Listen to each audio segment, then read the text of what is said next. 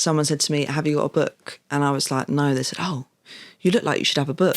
And I was like, okay, is that a compliment? I love that. I mean, wait till someone starts going to like, you look like a poet. And it's like, I don't know if that's a threat or a compliment or what.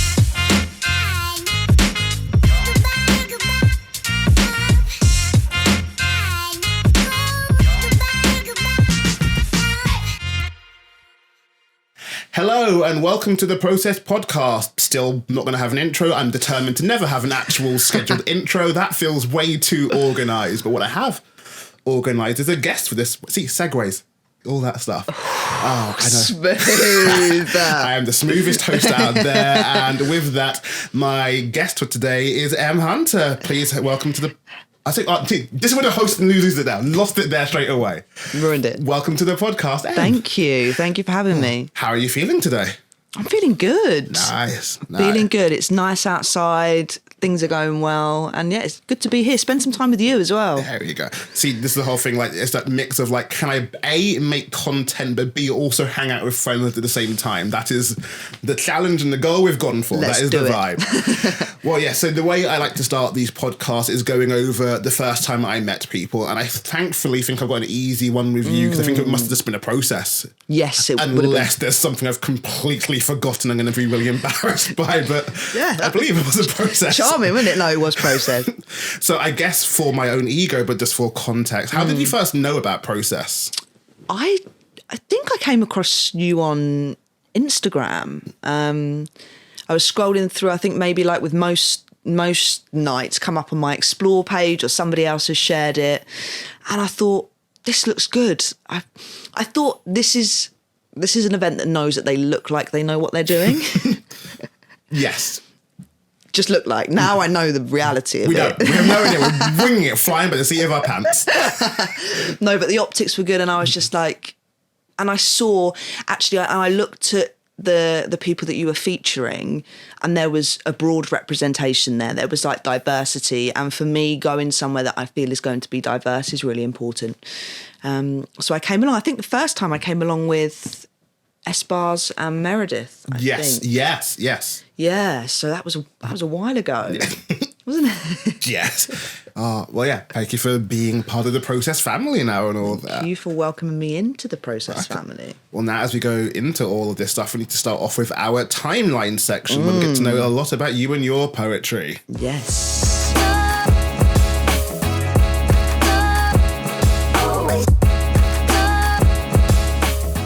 So for the timeline section, we are going to do it very Charles Dickens style and the ghosts of Christmas past, Christmas present, Christmas future and all of that. Okay. So starting with your past, and how did you get into kind of poetry and spoken word? Like, what was your intro into all of it?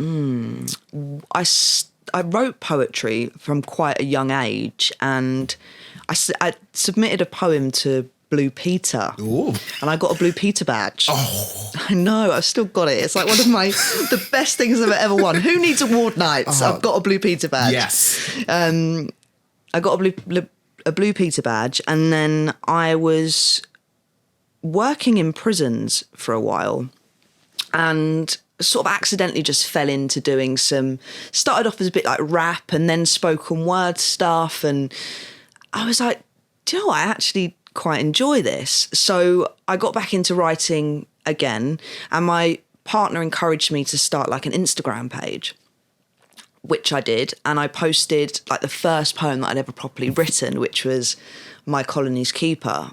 And I released that on International Women's Day, and it was like sort of triggered a conversation about like people that are childless by choice. And it was really empowering. And I sort of built up a little bit of a following from there. And then it was all just supposed to be online stuff. I didn't really know about the poetry scene or anything like that at that point.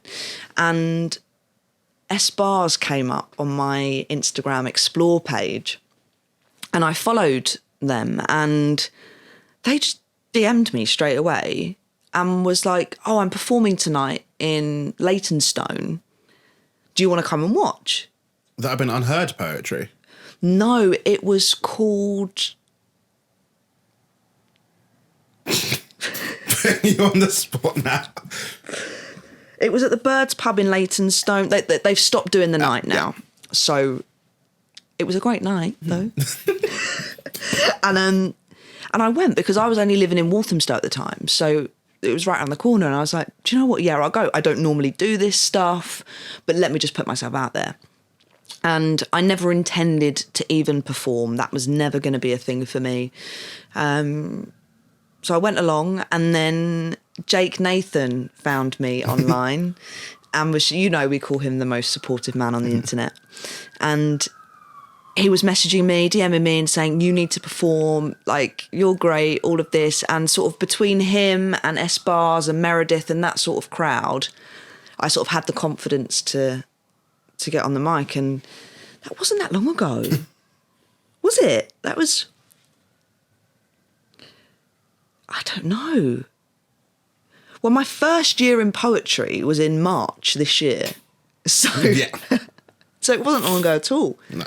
Year and a half. There you go. And like, it's a quick rise, and we love it there. And I guess this almost kind of segues into nicely, like, you're present in poetry, because like obviously you've got, after that quick rise, you've been on a lot of feature sets, a lot of open mics. You've even then gone and had the big queer poetry show and done so much. So like, how would you describe where you are in poetry at the moment? Where I never thought I would be. I didn't ever come into poetry, and I still don't really have a sort of an idea of what I want to do with it. I've just sort of been going with the flow.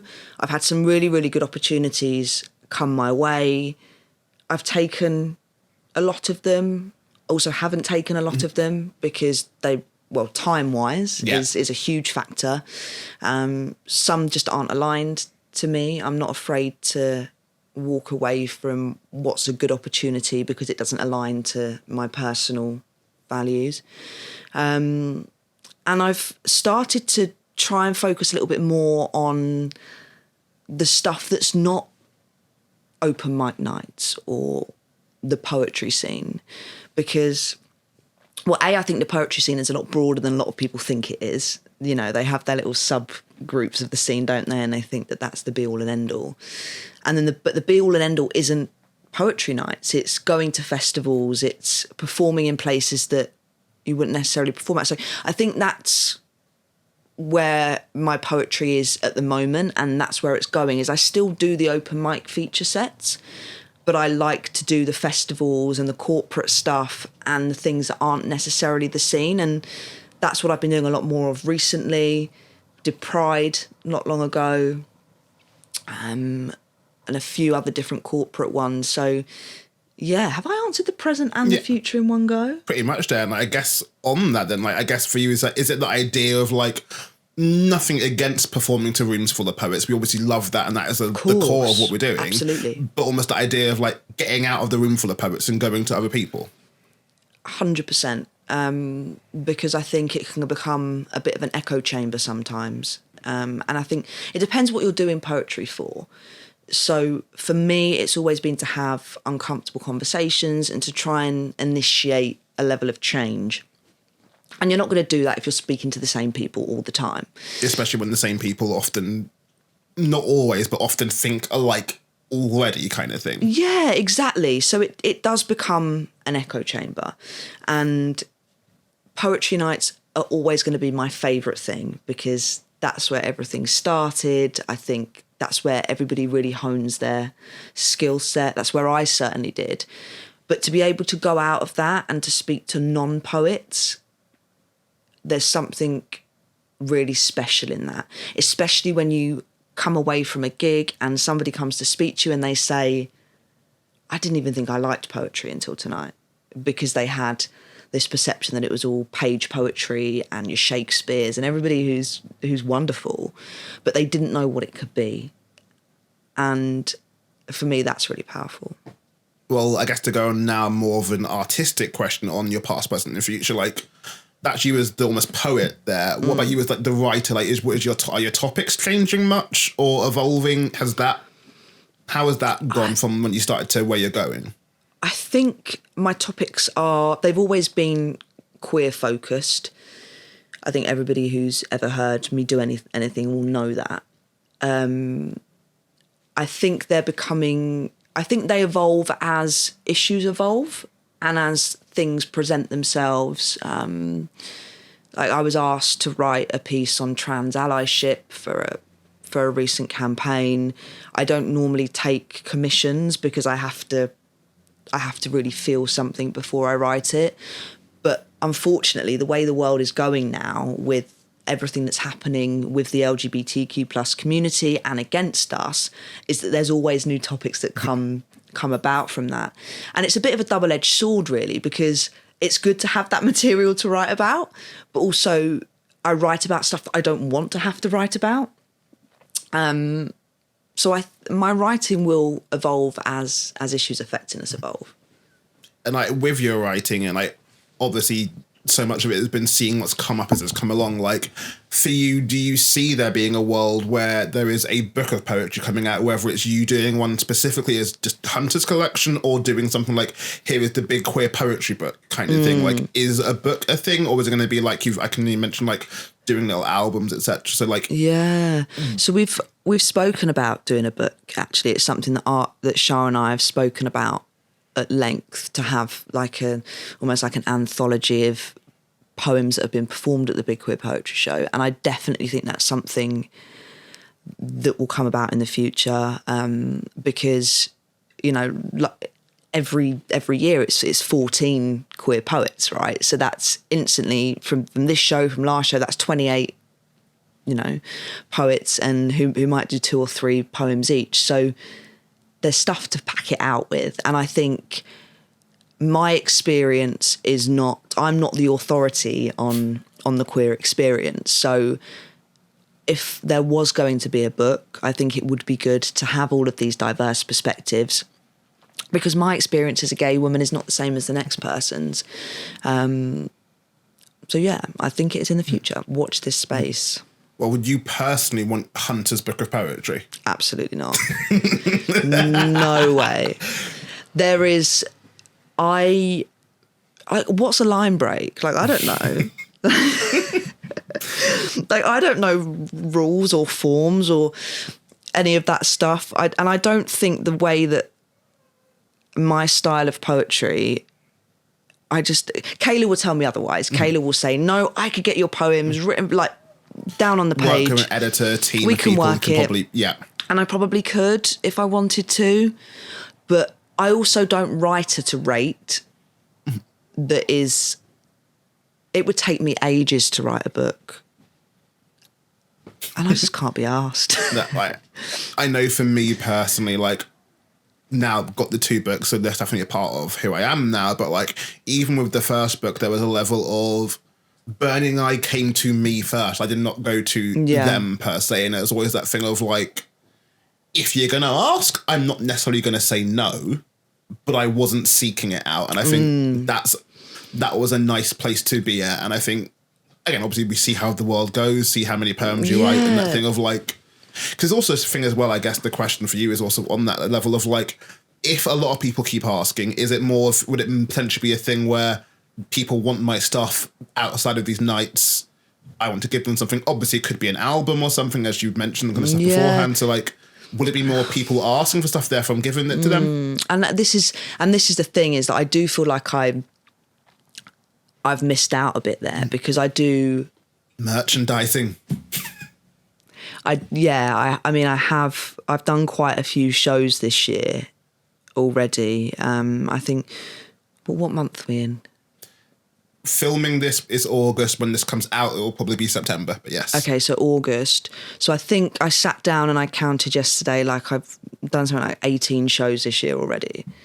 And they were all opportunities to be able to sell merch if I wanted to. And people asked as well.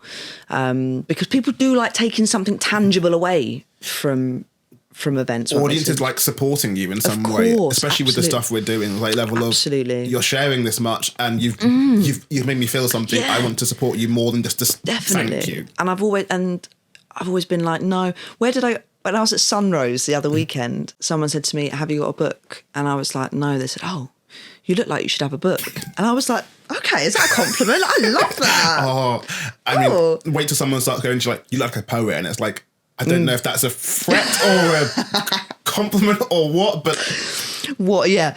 But no, so that's why I've recorded this like spoken word album, because it's just a collection of 8 poems, sort of my ones that I would, my capsule collection. Just to be able to give something tangible to people when they leave, because I don't post full-length videos on Instagram. I might post little clips, but there's a lot of people that, follow me that do it because they've seen me from the beginning and just want to support me, but they've never actually seen me perform live because they live, miles away. So to be able to have something where they can see hear a full poem of mine, I thought that was really important. So that's why I've done that. And that's probably the way that I would go. If somebody asked me about a book, I'd say no. Well, I guess my last one for you on this is obviously because you mentioned like starting off on Instagram and performing not being the initial thing of it all. Obviously nowadays you definitely perform quite a lot, and therefore I'm assuming a lot of your poems are written to be performed in some way. You obviously had a lot of poems, like, because I remember there was like the Instagram poem I think you posted about like traveling, etc. as a queer person, and like that got a lot of shares and likes, etc. Like, do you have like poems that this isn't all like ideas poems where this will be a nice short thing but isn't a performance thing? Yes, 100%. I have. There'll be bits, and there'll be bits that I intended to probably turn into a full poem, like a full performance poem. But I write it in my notes, and I'm like, actually, that's quite powerful as 4 lines. Let's just keep it as that.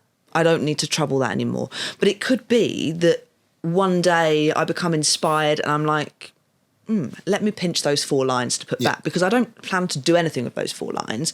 It's just that sometimes, especially when like there has been an issue that affects the community or something that's affected everybody, I'll put out a little post and it will start conversation. And then I end up sometimes just delete them. Like you go on Instagram and they're gone. No, I have a lot of love for small poems, and I will keep mentioning this story because there was in editing Kayla's manuscript, I can't remember which manuscript it was, I think it was the first one. Yeah. There was at least one of her poems that was like 2 pages long, and literally my feedback was, you said what you wanted to in these first 3 lines. That's the poem. Get rid of the rest of this poem, which Kayla was not the happiest with that feedback the first time. But that poem did later become like a 3-4 line poem, and it's like, no, fair enough, this is what I need to say. And like, I think there is some value in saying what needs to be said. Like, and I think actually there's something incredibly clever about being able to say so much in such little lines. So yeah, I do like writing small poems, but again, I'd have to write so many of them to do a book, wouldn't I? Could do a pamphlet.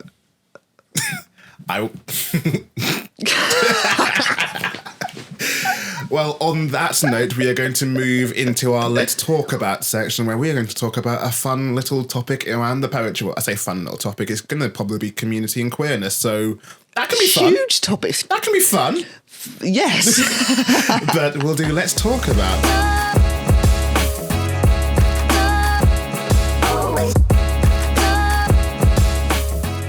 Now we are moving into our Let's Talk About section. So I guess arguably the overall thing I'm talking about here is community in poetry, because as you were saying, you kind of came into this as part of the community thing, and like you had your people you came with, but then obviously within poetry itself, you find pockets of community and people you are grouped with. So I guess to start off then, what's your overall feelings on the poetry community, if you will?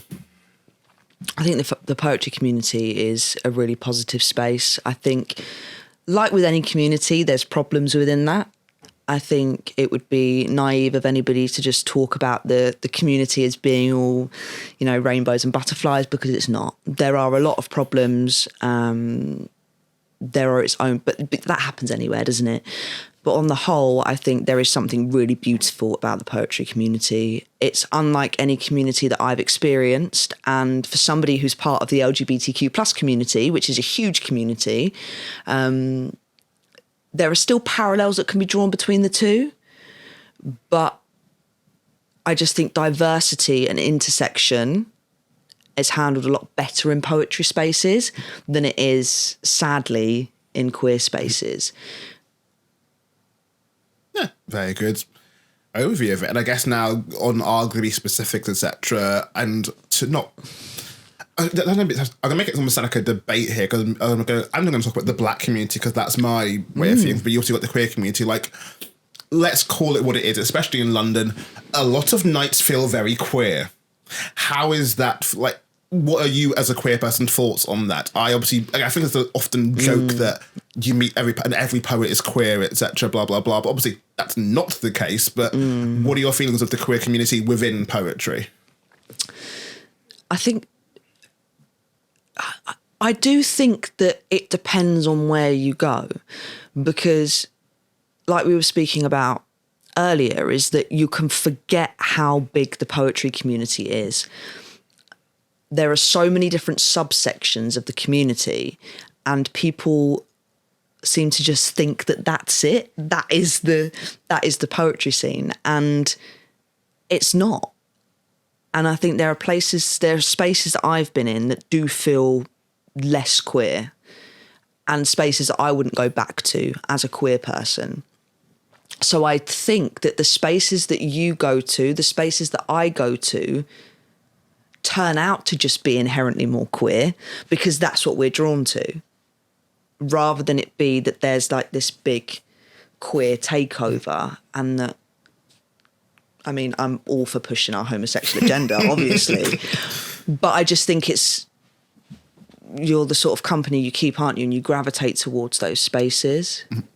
Like, I try and make a point of going to different nights and not just being stuck to the same ones I go to. And like, there's been a couple, without naming nights or just doing very stereotypical generalizing of things, there are some nights that, for lack of a better description of it, are a lot more hip hop inspired. People there are MCs, and there's nothing inherently wrong with that.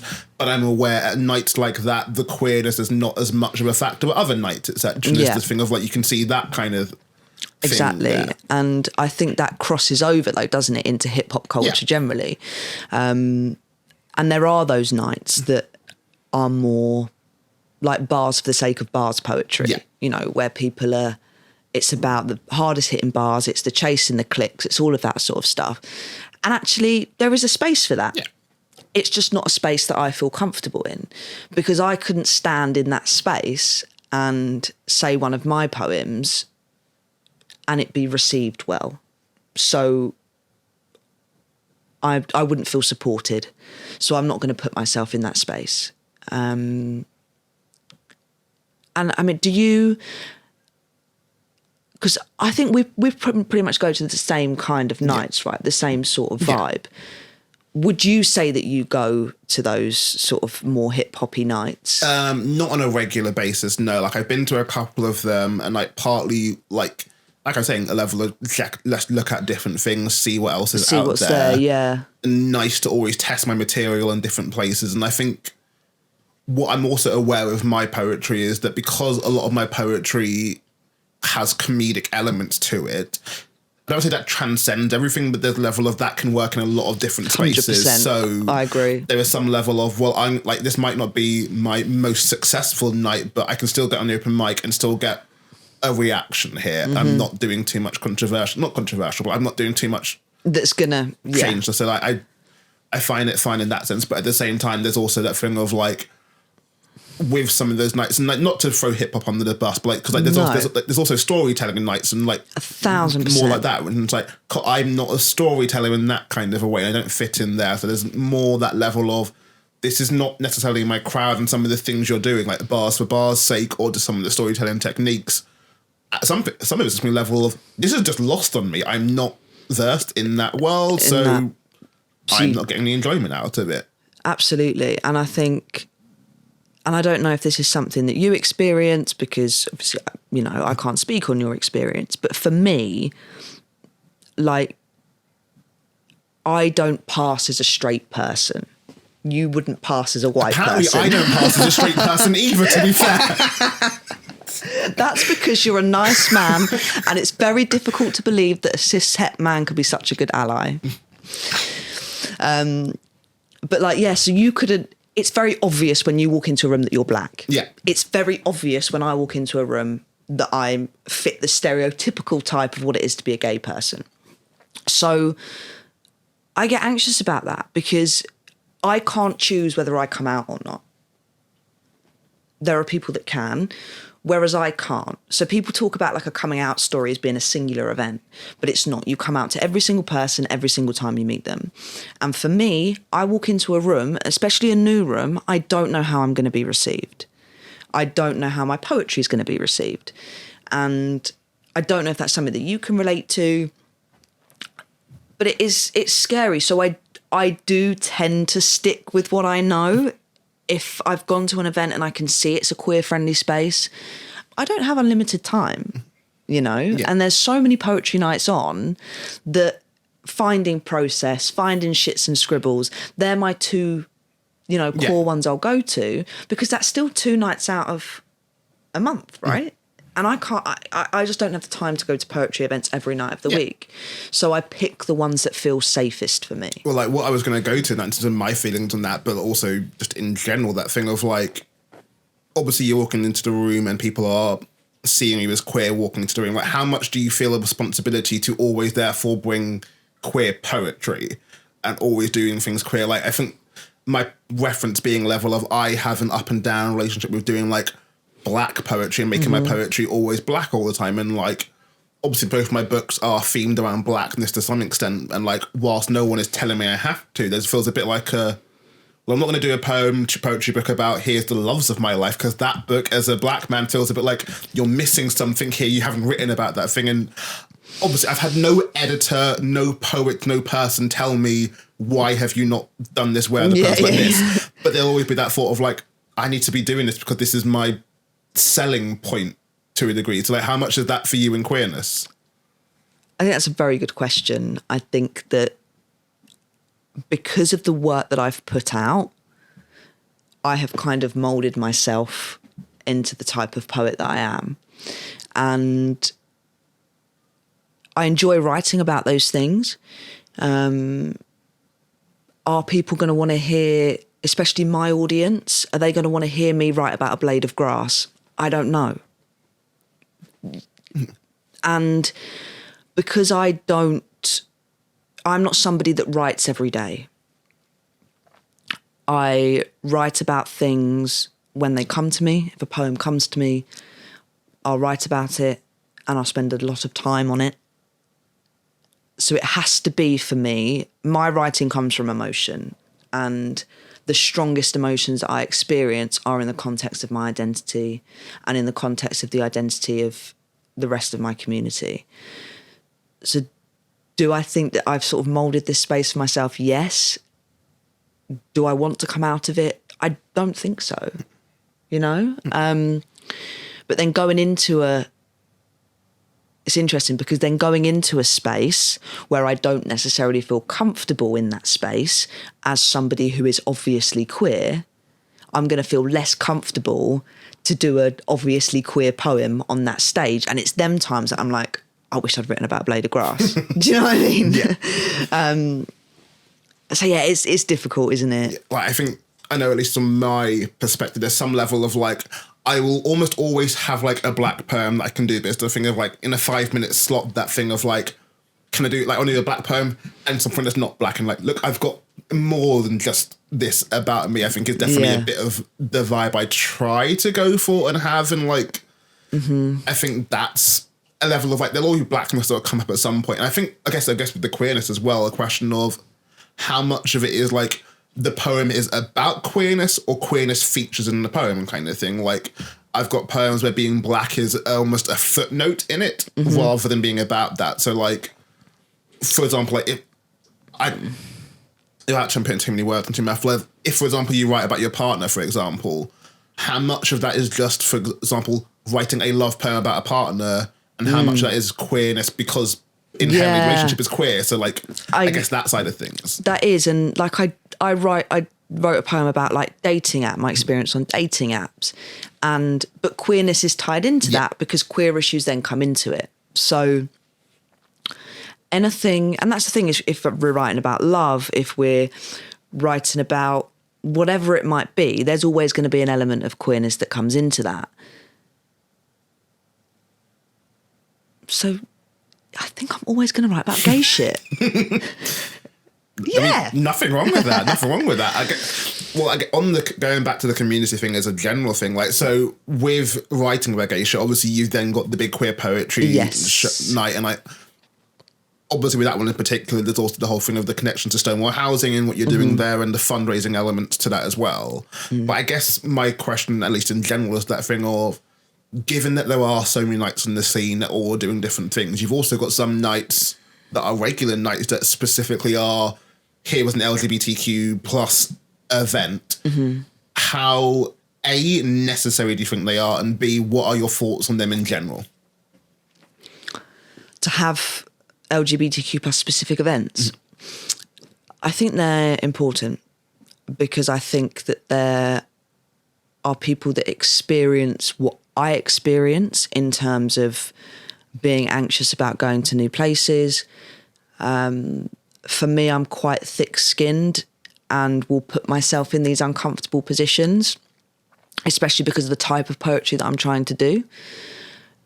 But there will be people, you know, like the most wonderful page poets that come along with their notebooks and write the most beautifully intricate things.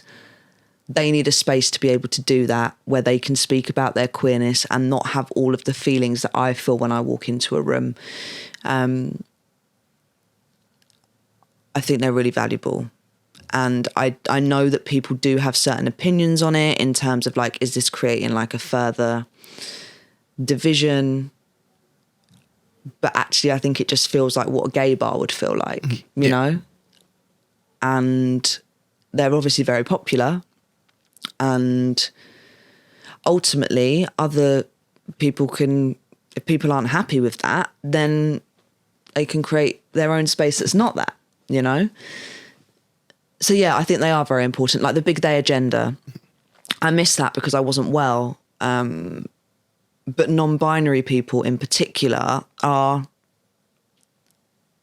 facing erasure in every single aspect of their lives at the moment. And to have a space where there could be so many non-binary people in the same space, where they don't have to go through the emotional labour of repeatedly correcting people on their pronouns or having to introduce themselves and be fearful about using they, them pronouns, is important. Just a space where you can just be, because you know that people are queer, you know that people are, you know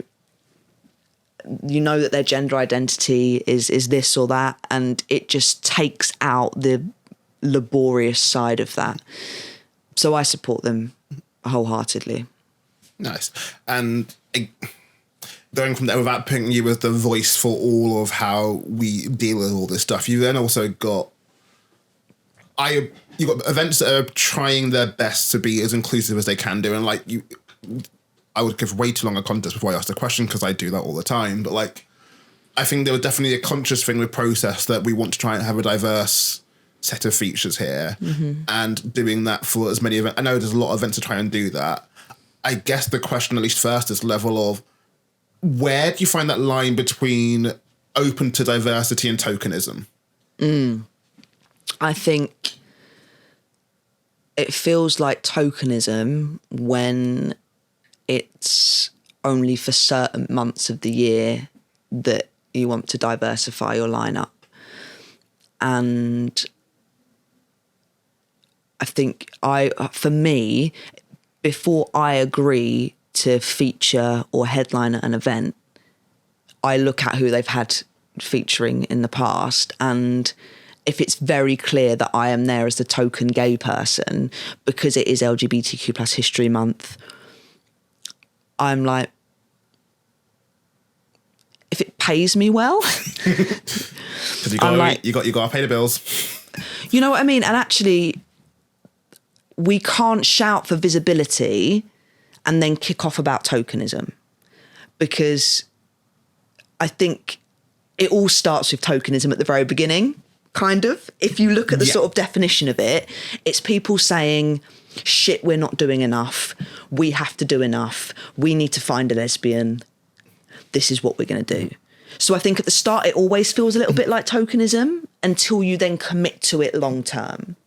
And I think that's the difference between diversifying something intentionally, and tokenism is that you commit to it long term because you can see the value in it. You're not just doing it because of the optics in that moment. Nice, because like there's a few nights that I know of, admittedly more slams than open mic nights, where they will have sign-ups for here are the male slots, here are the female slots, and here are the gender non-conforming slots, and that trying to think of like when that first came in, there was a little bit of like, okay, I appreciate what you're doing here, and the fact that they've continued doing it is that thing of like, I like that they are trying to address the thing of, because I think part of it came off when they realized like most of the nights they were running had, at least the one I'm thinking in particular, had like, we have too many male sign-ups. We need to not have too many male sign-ups because it comes a male night every single time when you've got only 12 slots or whatever, and each month it's always 10 men that sign up quickly, fast. How do we change that? So having it some slots for men, some slots for women, some slots for non-binary people, and trying to do that. So I guess thoughts on trying to do something like that and realizing, oh, this night has unintentionally become overtaken by this certain group of people. I think this is the thing, isn't it, when you look at any sort of gendered category, is I think the reason that gender categories came in was because men were dominating certain spaces. So I think if you recognise that there is a gender disparity enough to create a women's category, then you have to recognise that there is another category within that you have to introduce, because you've literally just said that in your argument. Yeah. In terms of open mic nights doing that, I'd never heard of that. Well, yeah, so like I've noticed more slams doing it than open mic nights.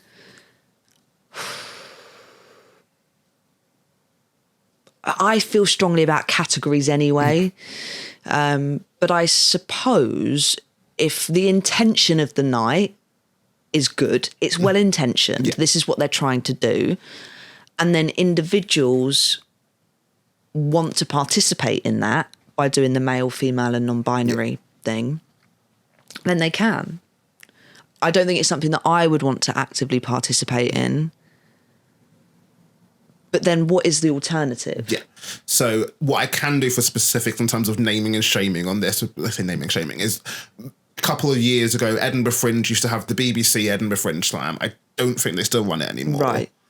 And in them running it, there was definitely a fair few years where they were overwhelmingly male in terms of the people that were signing up for the slam and being picked for the slam. And I think the way they did it back in the day, I say back in the day, in my day when I was a young lad, they would have every single poet that wants to be a part of the slam, put the name in a hat, and literally just pull names out of the hat. And because of how overwhelmingly male that was coming out, they decided to change it to be all males, or people that want to identify as male in this hat, or people want to identify as women in this hat, or people that want to identify as non-binary or gender non-conforming or anything otherwise in a separate hat, so that we're going to have a relatively, as best as you can, better spread of it all. Yeah. Because we've seen it's been too male beforehand, and without specifically going, you're non-binary, come do the features, come do the slam. Yeah. How do we kind of... And do you know what? I think it's about intention, isn't it? That is very well intentioned. They've seen that there's a problem. How do we address this? I don't think there's anything else that they could do other than that. And I think we can complain about things, but actually then what's the alternative? Yeah. And I think it's very different to the likes of, gendered award categories where they deliberately omit an entire group of people and then don't do anything about it when they get the feedback.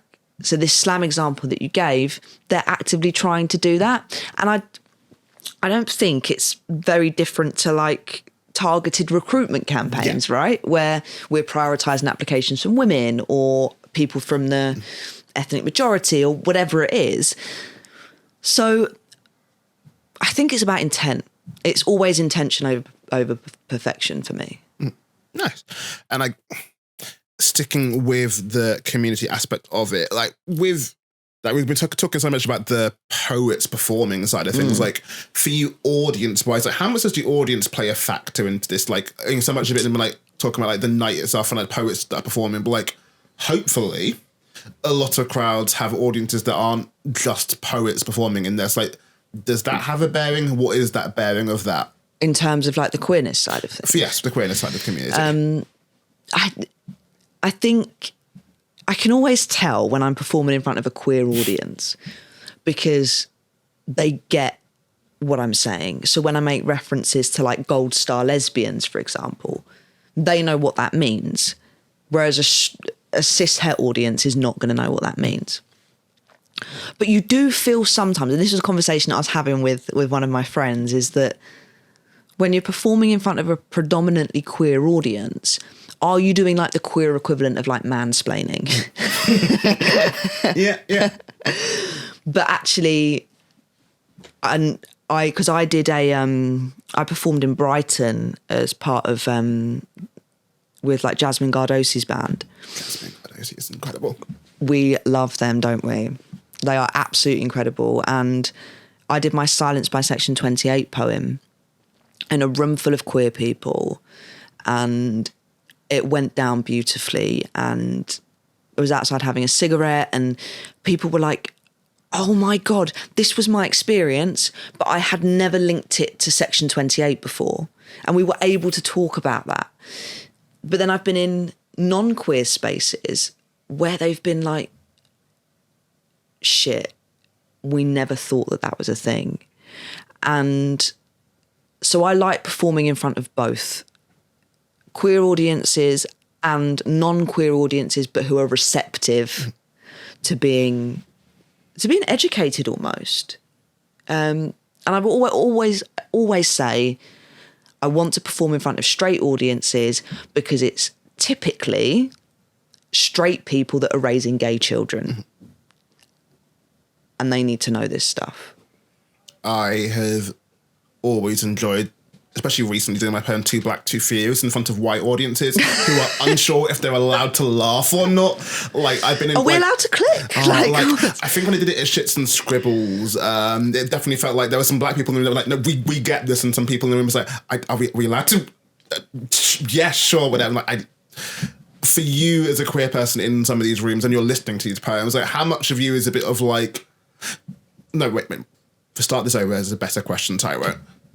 With queer poetry, or poetry on queer topics, I should say, how in seeing how people address some poems, there was definitely, for better or worse, and I have my own separate opinions on this, some poetry that is more about, here is queerness in general, and here is my experience of queerness. I think they're two separate things. 1,000%. How do you feel when people kind of are talking about queerness and it doesn't align to what your view on queerness is? Like, obviously each person is their own, and if they're addressing their own story, I'm assuming that's easier to listen to, but just in general, it's like... Absolutely. I think that we need to understand that there are individual differences within every community, and we need to hear those diverse perspectives, because it is really dangerous making any single person or single group of people the authority on a certain subject, because everybody experiences queerness in different ways. And I love hearing people's stories. I love what their interpretation of queerness is, what they've experienced, how it could be similar to mine. I love looking at similarities, but also hearing the differences. And I don't mind what anybody's experience is unique to them. And I do think that there is a part of every queer poet, and I do, it could be the same for every black poet, but for every queer poet, we're really worried about saying things that are not going to align with the rest of the community. I think really carefully about that. When I did my poem about House of Cards, which is about like domestic violence, us as queer people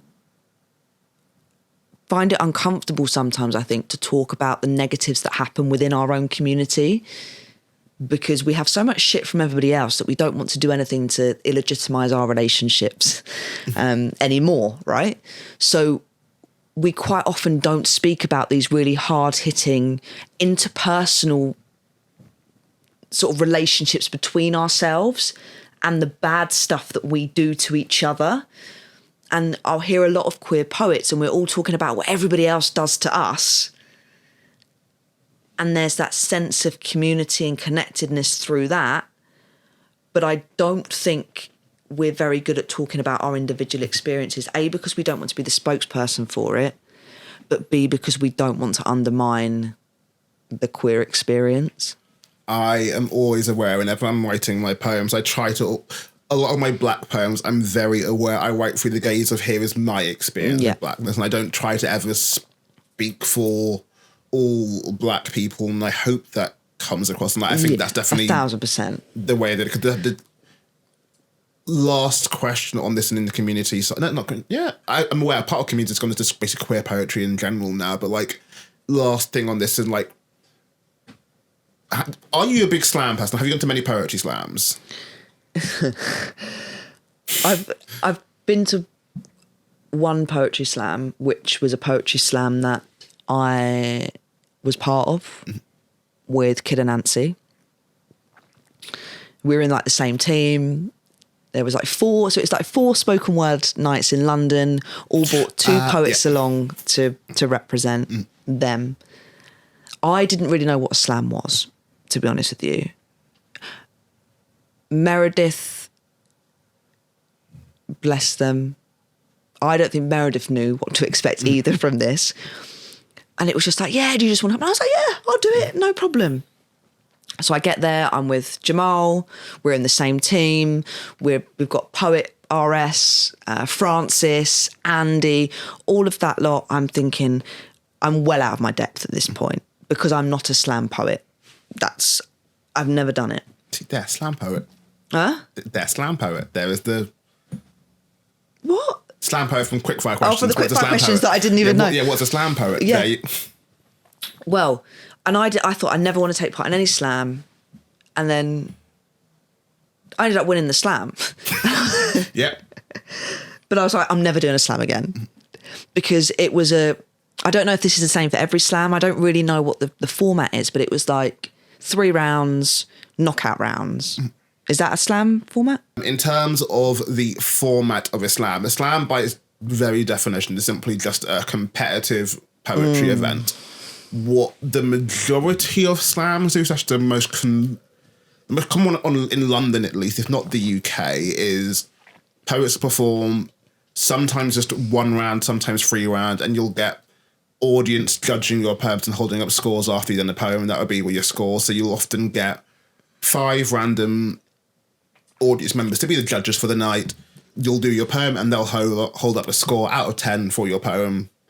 Right. Best poem wins, / depending on what slam it is. There's a couple of rounds, so the best scoring poet over the whole night wins. Okay, so this was like a knockout round. So I think I was against Andy for the first round.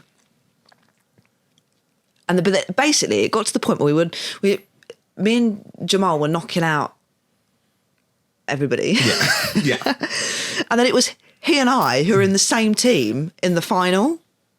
And I was like, but I don't want to win. I was like, I want him to win. And he was the same. And we were all just a bit like, it was great. And I'm glad that we were both, because we were like, yeah, Speakeasy won. Like it was Speakeasy that we were representing. So, and it was really good because I was absolutely terrified.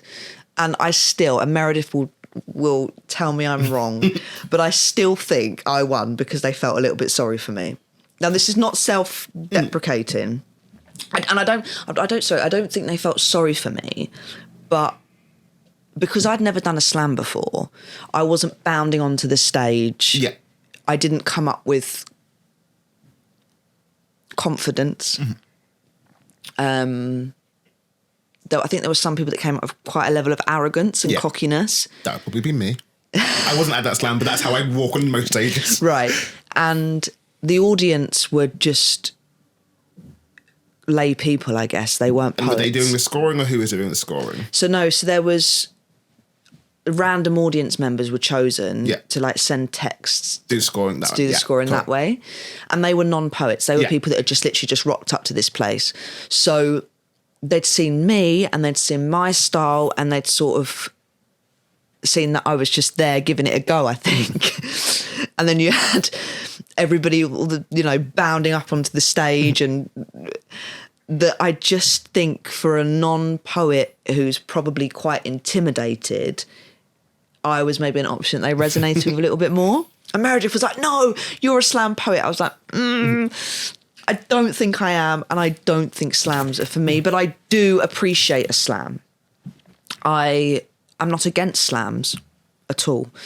I think a lot of people don't like the idea of competition. They don't like the idea of what's supposed to be subjective made objective. Yeah. But there's competition within everything, right? You look at even films, you know, people are going for best feature film, all of this sort of stuff. In the artistic space, there is always an element of competition somewhere. And I think it's just up to you whether you want to participate in that.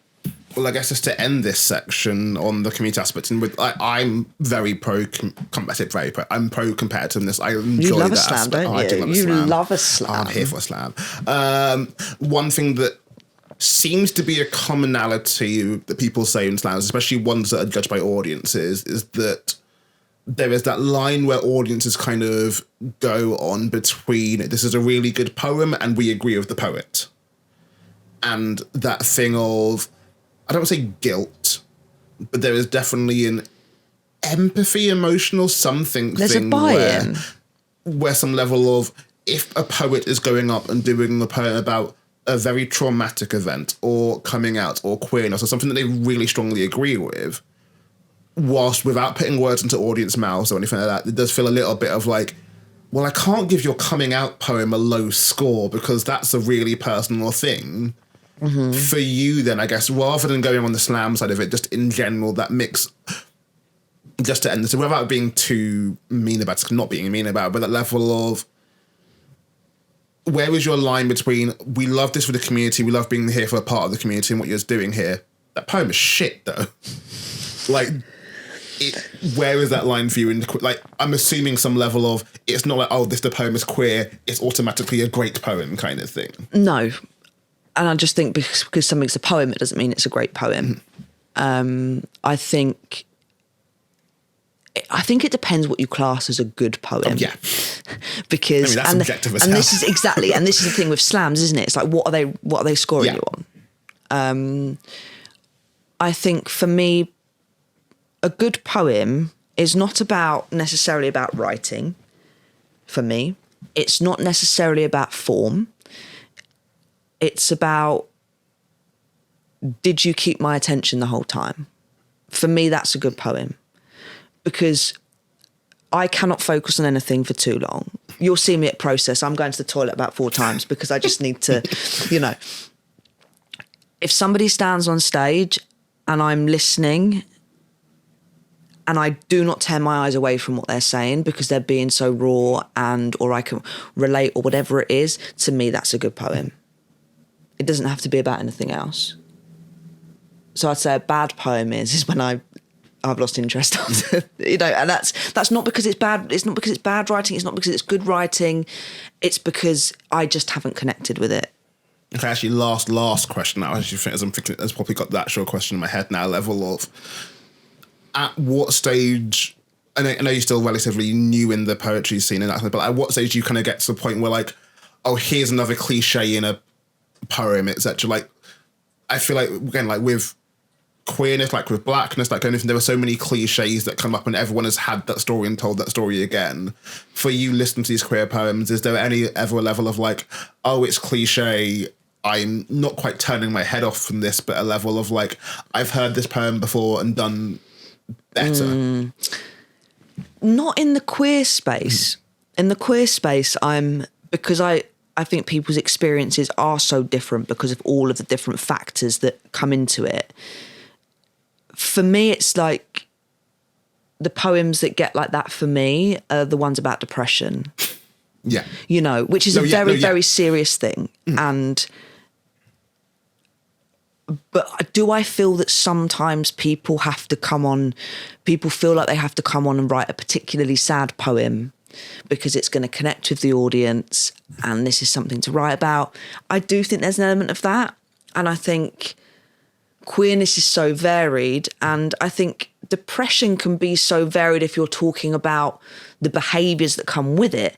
But if you're just talking about depression in general, depression is depression, right? There's a list of Well, there's a list Yeah. of symptoms that make it categorised to be depression. So they're all going to be very similar. For me, if I was listening to 14 poems about depression, I would switch off rather than listening to 14 poems about queerness, because there's definitely going to be some variety in that. Yeah.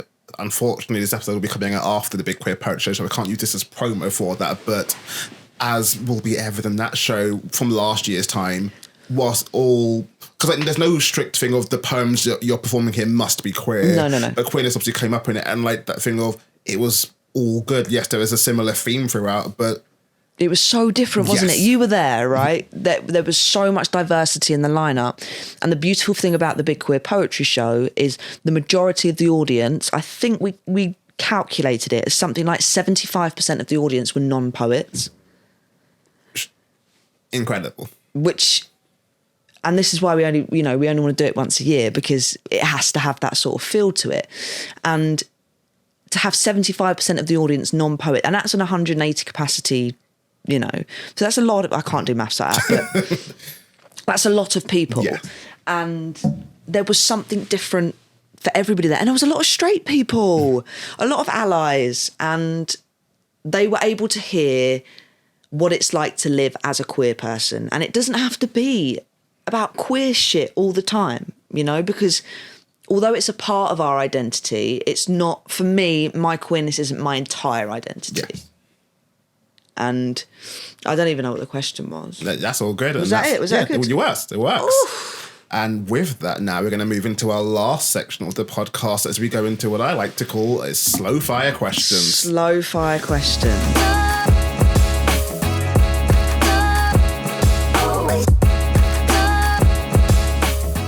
Basically, in doing quick fire questions, which I do love and enjoy, and will either be out on the channel already or some point. I don't know my schedule.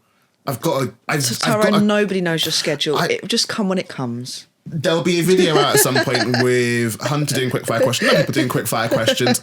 I love doing them, but some of it's like, oh, I would have loved to ask a follow-up, etc. Yeah. And that is what this section is for. So we're going to pick 5 numbers at random. We do one at a time, pick 5 numbers at random, and we'll just talk about them and see how they go. Okay, let's do it. Given the nature of some of these questions, some of these topics might be very dumb.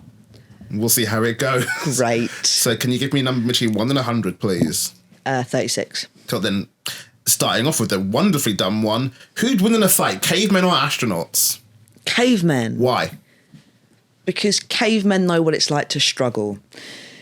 Astronauts are typically wealthy.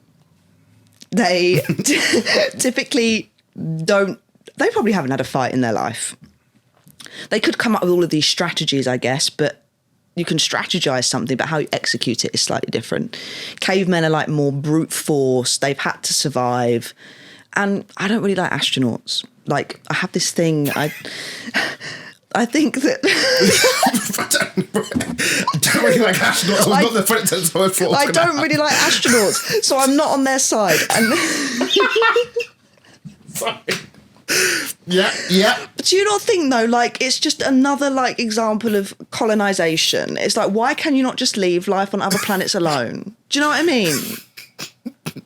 Told you, it's these rich white astronauts. Another number, please.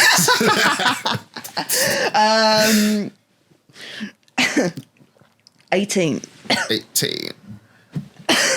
We already covered this one. How old were you when you started writing poetry? About 7. Like, was that a school thing or was that just at home on your own kind of vibes? Oh, yeah, not my own time. Mm-hmm. It was at school. I remember doing some sort of creative writing class, as creative as it gets when you're that young. And I wrote this poem. It was about an underwater tiger that had jaundice. Sure. And my teacher said, I used to love Blue Peter, right? And my teacher said, oh, you should send it in. So I did, and I got a Blue Peter badge, and it was so cool. And I've still got it, and yeah, that's what got me into it. I mean, fair play. Yeah. Another number, please. 49. 14, yeah. Cats or dogs? Dogs. Why? Because I read somewhere that if you died, Oh yeah, your cat wouldn't care and possibly eat your you. dog would like cry and like sit by your body. Your cat would like eat you. And I've always thought about it like, so not that I would do this, but just to use it as an example. Like, I want to see where we're going. I want to see where we're going here. Okay. If you locked your dog in the boot of your car, when you open the boot, your dog's just going to be happy to see you. If you do the same thing with your cat, it's just going to claw the shit out of you. So I think dogs love you unconditionally, whereas cats love you if you're feeding them. Do you know what I mean? Fair play. Fair play.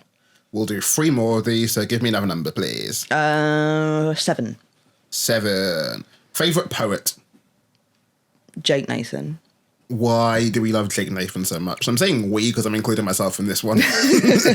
We love Jake Nathan because Jake writes about stuff that impacts him, but that also doesn't impact him, but that he cares about. You know, he's a working class guy. He's just one of the most softest, beautiful human beings.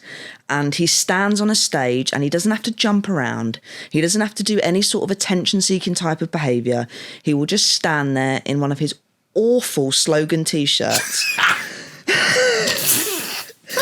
Terrible. And he knows this. This is not new. This is nothing I would not say to his face. An awful slogan T-shirt, just opens his mouth and what he has to say is incredible. And I'm hooked on every single word that comes out of that man's mouth. I never lose interest. I can listen to his poems over and over and over again. His Grenfell poem makes me cry every single time. And it's just about how he makes me feel. Like I said, poets for me is not always the words, it's about the feeling that comes away from that, and Jake's that for me.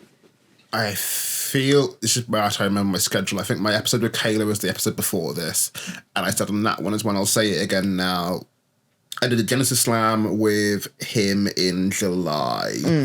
We were like in the final 2. I'd done my poem, had a decent score from that, and Jake's going to go up next, and then part of me was like, as long as he doesn't do his Grenfell poem, I can win this one.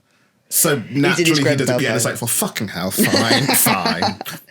It is a beautiful poem. That's the thing, again, like, it's the thing of like, this is the whole thing of competition as well. The thing of like, I'd like to say, people can correct me, they probably will, that I'm a healthy competitor. I'm okay losing. Yeah. I'm fine with that. I will fucking want to win. Oh, yeah. But if I lose, it's not like, oh my God, I'm going to kick my toys out the pram and any of that kind of stuff. And like, losing someone like Jake as well is the thing of like, you're good. I'm fine to lose to you. It's that one line in that poem, isn't it? It's, they'd rather burn people than money, and I ain't being funny, but that sounds like manslaughter to me. That gets me every single time, and he should have won. I'm sorry, you're great, but like... Oh, he won. And there's a thing like, yeah, you know, fair. You can have that. Yeah. You can have that. 2 more, I believe. I've lost count of numbers, but yeah, 2 more. 99. Cool. All right, describing yourself in 3 words.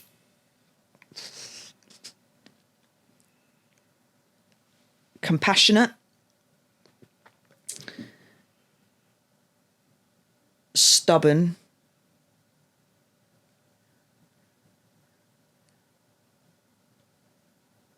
And dry. In my, like, humour. Fair.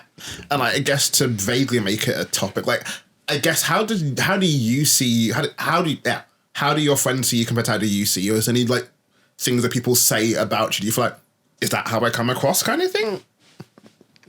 Do you know what? I think they say the same thing. Like, I think I am quite self-aware in terms of, I know I can be stubborn as hell. And I know that's one of my worst traits, is that once I've decided on something, and anyway, I'm somebody that hyperfixates on things. So once I have this thought in my head, it becomes an absolute obsession.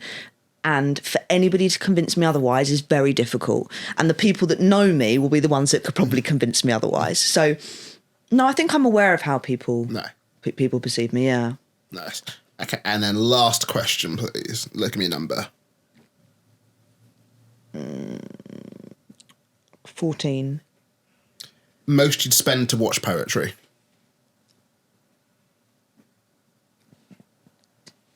Depends what came with it, I guess. Probably about 20 quid to watch it, yeah? Yeah. To not, yeah. I always find this an interesting one because the thing of like, especially the more I'm going to like music gigs, and that's my kind of like treat to myself if I want to see this thing, is the thing of like, I'm comfortable spending like £50 for this person's gig here, but like these poetry gigs, I'm not. But I also think a part of my head is a level of like, well, this music I'm going to, I'm getting a full-on show. There's going to be pyro. There's going to be Exactly. things like that. And like, I would love to see a poetry show with pyro. It would be the weirdest and probably the worst poetry show, but I would pay good money to see how. Yeah, and I think it is about what else is brought to that, isn't it? Because if there's a good venue, there's an opportunity to get decent food, decent drink, you can sit down. Because I would not pay. I mean, to be honest with you, I like sitting down. I do not like standing room. Yeah. I would be very cross if I paid a tenner to go somewhere where I had to stand because there wasn't enough chairs. Yeah. I feel that. Do you know what I mean? I feel that. Do you like, sit down or stand up in concerts? I have been more and more just like, I'm just going to buy a seat here. I'm going to sit, like, yes, I'm going to be a bit further to the back. I don't care. I can see them. I can hear it. I it's sit fine. down And, like, every yes, time. There'll be a couple of songs that I will stand up and sing to because we're doing that, but I'm sitting down. Yeah. I'm fine with that. I love that. Yes. Like, it's things like open mic nights. I don't like spending too much on open mic night. That feels... I love open mic nights. I don't want to spend too much money on a night when it's like, I'm going to hate all the poets here. Mm-hmm. And like, not that... and like, not that by nature... and like, also part of that level of... It doesn't mean like a feature thing I'm going to guarantee to love all the poets, but the level of like, there is more of an assured quality of like, this is probably going to be a good night. These features, especially with the ones I go to, level of, I know half these features, they are reliable to do a good performance here. 100%. Open mic night, and nothing wrong with that, but it's some level of like, I wrote this poem on the way here, here's my first poem I've ever wrote, and if you've got 5 of those in one night, they can be great, but there is some level of, I've spent a tenner on a night where you've just tried out a new piece that you don't know, and I could have been at home or spent a tenner going cinema or whatever. Something else, yeah. Yeah. And this is it, isn't it? Is that I will spend money to go somewhere if it's clear where the money's going as well. Yeah. Because if there's somewhere where I know that's getting the venue for free and they're charging people a tenner to come in, they're charging people the same to go on the open mic as they are for audience tickets, then you're essentially making people pay to perform, and they're the ones that are putting on the show for you. Yeah. Like, when does that feel a little bit exploitative? And where's that money going? Is that going into your pockets? Like, what's happening here? Oh, yeah, definitely level of, if I was ever doing like a regular night, which was just open mic, at most it would be pay for venues so I can get a venue covered. Then it'd be things like, how much do I need to pay myself to take pictures at it and stuff like that kind of thing. Like, I think one of the things I always forget with nights is, whilst not necessarily all the time, but I'm doing work here. Yeah. I should probably pay myself for the work I'm doing here. 100%. There'll always be that parts of things in it as well. But there's definitely a level of like, you're just making money for the sake of making money, and it's not the... That's it. And it's poetry, it's not making loads of money. No, but people still need to be paid equitably. Like, Yeah. I absolutely believe that. And nobody should be, unless it is for a charity thing or something else. You know, I don't get paid for the Big Queer Poetry Show. Neither does anybody else, you know? So, but I do think there does have to be a cap on ticket prices, because you're not going to get people in. And that's the thing, is that people are worrying, and there's so many nights now in London that if you're charging a tenner for somebody to come to your event, you can bet your bottom dollar there's a night that's literally a tube stop away. If you're charging a tenner, you best be giving me the fucking some great poets here. Otherwise, what the fuck is the point of the tenner here? Like, either some great nights or I'm in some fucking nice seats for the whole thing. Like, give me something here. A tenner's a lot, isn't it? I think. Well, on that note, that is my questions and all my things done for this. Thank you for being a wonderful guest. Thank you for having me. Doing the cliche thing, you have a camera in front of you. If you want to be found on socials, let them know where you can be found. If not, you don't have to. You can find me at hunterpoetry_ on Instagram, and that's it. Yeah. Yeah, because I'm not using Twitter. Or what's it called now? X. Twitter, X, all that stuff. No, I keep joking that we'll maybe be on Threads at some point. We're not going to be on Threads. I can't be asked to do that. I accidentally made a Threads and I regret it. I mean, I made a Threads and I don't check it. Like that thing, like realizing like I was using Twitter a little bit, but it kept on going lower and lower as years went on, and like, well, I already was stopped using like Twitter to post. So why am I going to? Anyway, we've digressed. I can end the podcast properly. So this has been the Process Podcast. Yeah, that's what it's called. I legitimately had a moment where I had to remember what the Process Podcast is actually called, because I switched it between Process Poetry Podcast and Process Podcast. Right. So I just had to remind myself there. I know what I'm doing here. Professional. But yes, on the professionalness, we're on the socials. So not on Threads, not using Twitter, but there's Facebook. There's Instagram, there's Patreon where you can get stuff early and financially support us. That's a word and phrasing of that, because this gear costs money. I make money, but it helps if you guys help me if you like this and support artists. Yeah, Process Podcast. That's it. I'm doing this as a look the camera with a thumbs up. This is also an audio thing, so if you're hearing this, support us. Do it. Listen to him. Yes. Endings are hard. Bye.